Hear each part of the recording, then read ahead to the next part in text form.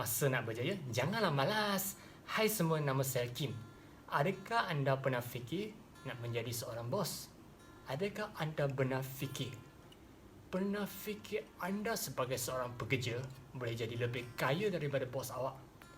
Adakah anda ada satu mindset tu cakap seorang pekerja tu adalah orang yang miskin? Pernah ke anda fikir fikiran tersebut? Kalau ada tu, jangan risau. Sebagai seorang pekerja, kita bukanlah orang miskin, tapi kita boleh jadi orang kaya dan lebih kaya daripada bos kita pada masa yang sama. Kenapa? Sebab kita tak payah risau banyak-banyak benda.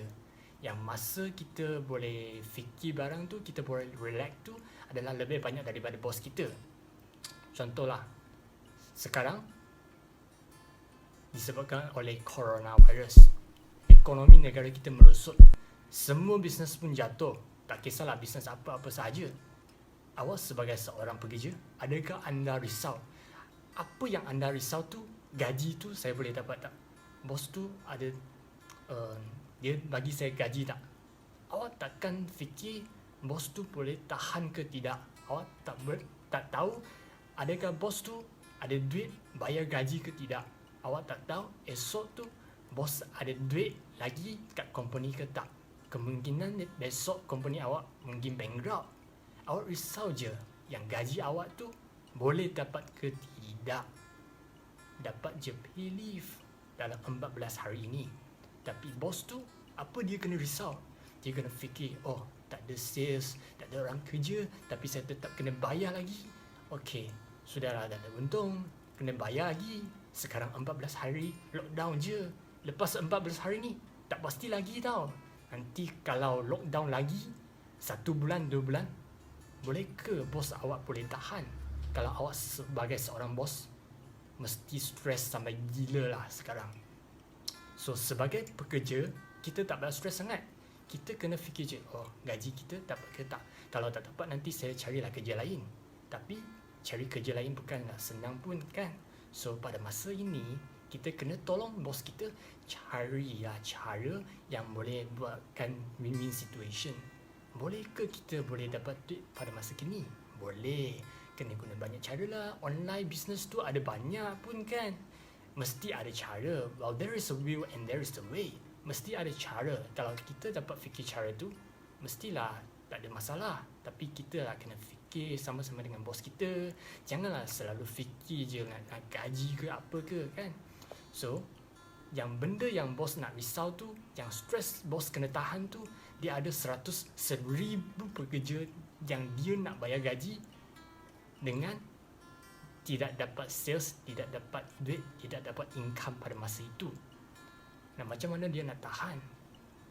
So, sebagai seorang bos, dia pun nak tunjukkan image dia.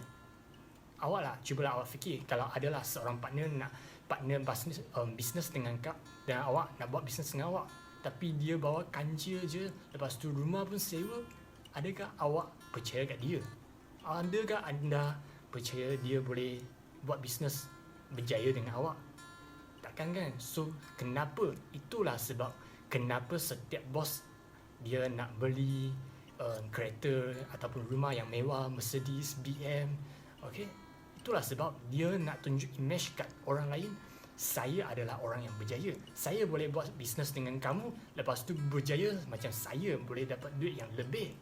Okay, tapi yang awak kena fikir, adakah kereta tu dia sudah habis bayar loan dia? Adakah loan rumah dia sudah habis bayar? Kalau tak ada, cuba fikir. Selepas setiap bulan dia sudah bayar gaji kat semua orang, apa yang dia tinggal? Dia kena bayar lagi untuk loan dia, bayar lagi kat loan kereta dia, bayar untuk keluarga dia, anak dia, semua tu. Adakah dia ada simpan duit? Adakah dia ada duit yang lebih? Kita tak tahu. Tapi sebagai seorang pekerja, kita tak payahlah bayar gaji kat semua orang. Kita dapat gaji tetap kita kenalah guna gaji itu sebaik mungkin untuk kita dapat duit yang lebih.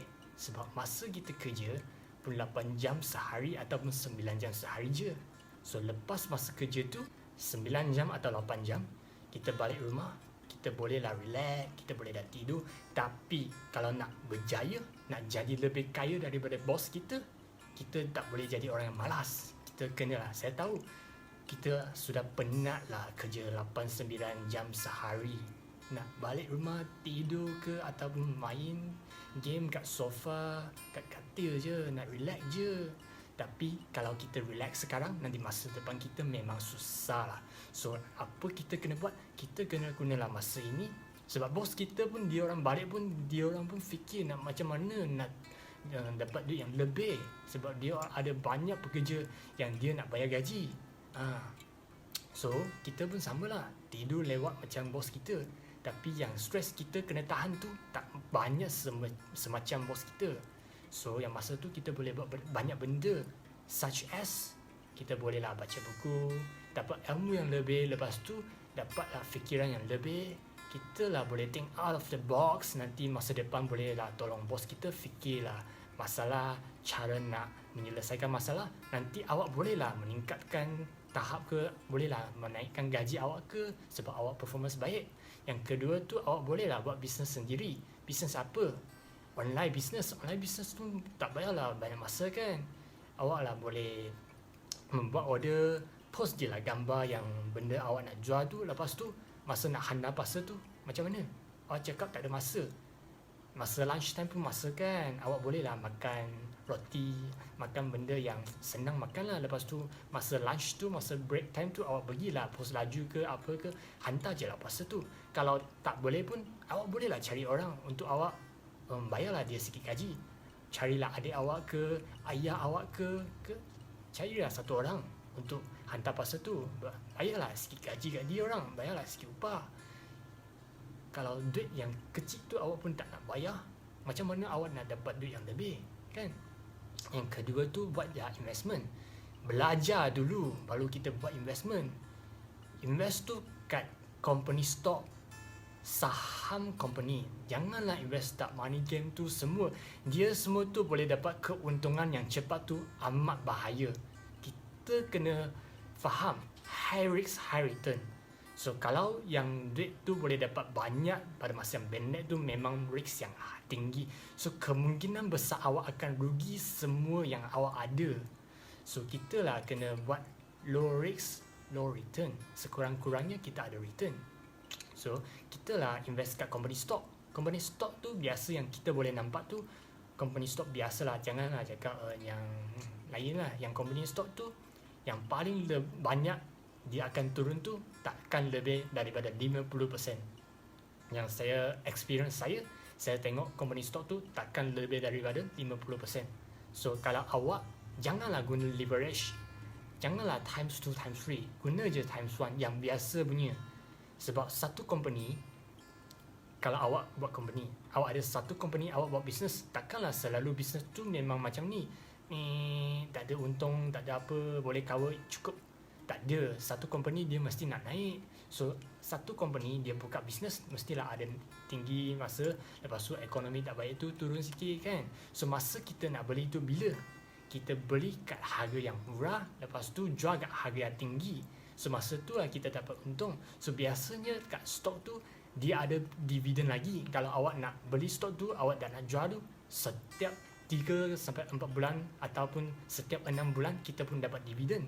So selain daripada dividen tu, yang duit yang awak boleh untung tu setiap tahun tu sekurang-kurangnya lah boleh dapat 15 sehingga 30% untuk satu stok yang awak beli kat harga yang murah, jual kat harga yang tinggi. So lebih baiklah awak berbanding dengan simpan kat FD kan. Sebab simpan kat FD pun takkan lebih daripada 10%. Lebih daripada 5% pun sudah banyak tau. Kalau fikirlah, kalau 10,000 tu awak boleh dapat 15% dalam stok company. Ataupun awak nak letak kat bank, dapat 4 atau 5% je yang interest tu. Ada satu lagi, awak kena fikir kenapa kita simpan duit kat bank tu bagi kita interest. Awak ingat suka-suka hati dia nak bagi awak bonus. Wah, awak sangat pandai simpan duit, so saya nak bagi awak sikit bonus. So awak bolehlah simpan banyak duit sikit, so saya bagilah awak banyak sikit bonus. Bukan. Yang Bank tu dia bagi awak interest tu sebab dia ambil duit awak tu pinjam kat orang lain. Kalau tak, bank nak untung macam mana? Dia untung dari pinjam duit dengan awak, angkat duit dari simpanan awak, lepas tu pinjam kat orang lain. Dia orang lain beli rumah ke, beli kereta ke, semua loan tu ada interest juga tau.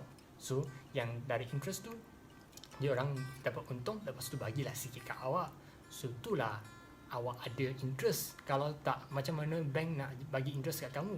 Dia pun tak ada untung, dia saja-saja nak ambil sini letak sini letak, bagi sini interest sana interest ke? Tak ada orang buat bisnes yang rugi lah weh. Kenalah fikir. So kalau awak bagi bank itu buat investment, lebih baik awak ambil duit invest diri sendiri. Kalau awak katakanlah hari ni saya simpan kat bank tu 10,000, selamat, tak ada masalah.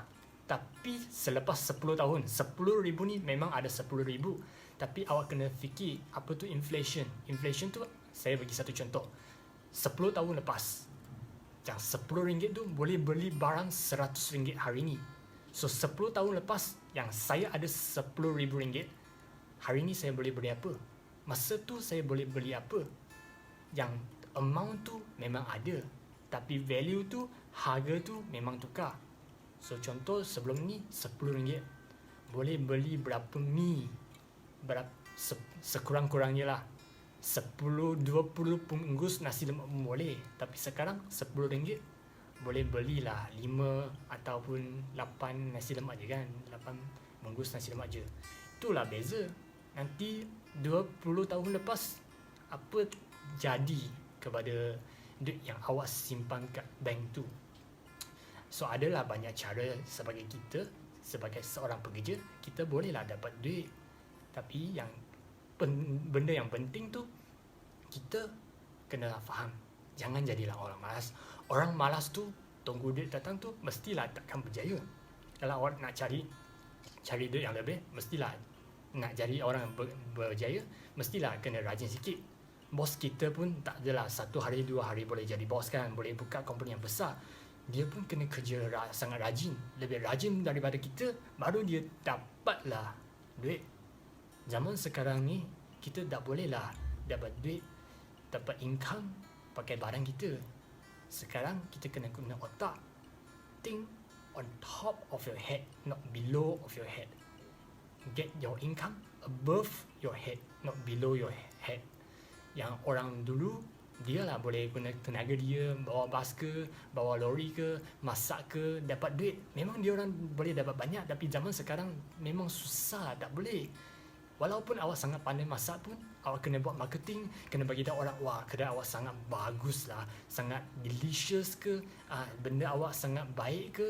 Yang tu semua kena guna otak untuk fikir. So apakah cara yang mana kita boleh dapat cara semua ni? Bacalah buku, bacalah banyak sikit, lepas tu carilah banyak sikit kawan, lepas tu kadang-kala ke kita bolehlah sembang sikit, tukar-tukar sikit ilmu.